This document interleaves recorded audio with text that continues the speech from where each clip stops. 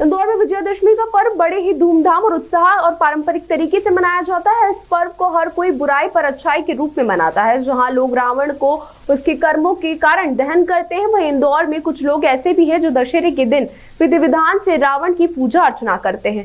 दरअसल इंदौर के परदेसीपुरा स्थित रावणेश्वर महादेव मंदिर में सुबह से ही पूजन अर्चन और यज्ञ की आहुतियों के साथ रावण का पूजन किया।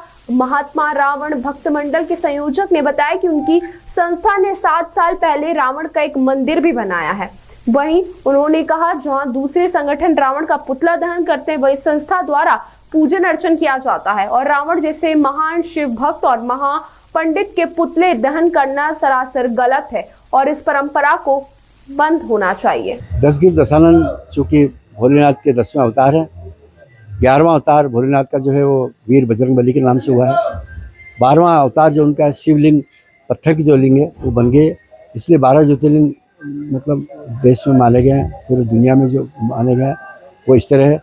तो जब ये दशगिर दशानन रावण शिव के 10वें अवतार हैं तो उनकी पूजा तो स्वाभाविक है, निश्चित है। उनको हमारा जो दायित्व है वो कर रहे हैं हम कि शिव की जहाँ आराधना लोग करते हैं, हम शिव के 10वें अवतार की आराधना कर रहे हैं।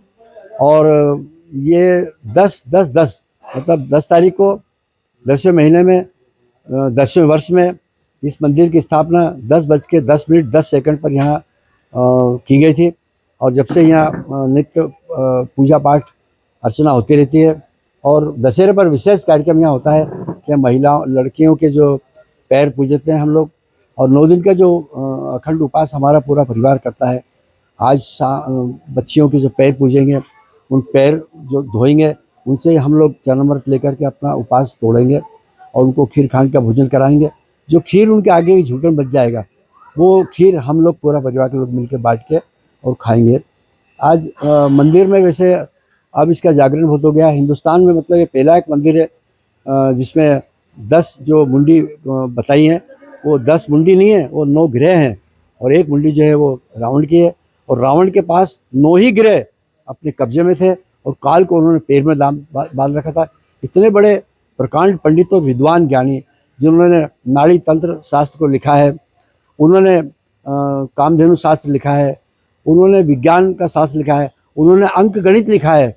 ऐसे प्रकांड पंडित और विद्वान रावण को कहाँ तक जलाना उचित है, ये मेरे समझ नहीं आ रहा है। हाँ, ये बात जरूर है कि आपके चैनलों के माध्यम से, अखबारों के माध्यम से जब जाहिर हो गया है कि नहीं यार, प्रकांड पंडित रावण जो है एक विद्वान थे, उनका पुतला जलाना अच्छी बात नहीं है।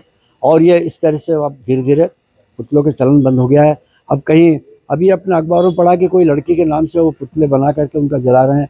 अरे अगर जलाना है तो जो आपके मन में जो एक अहम बैठा है, आपके जो मन में घमंड बैठा है, उसको आप दूर करिए। और इस तरह पुतले जलाने से क्या होगा? मतलब आपका पूरा मेरा नाम महेश गौहर है और मैं रावण भक्त मंडल का एक सेवक हूँ, छोटा सा।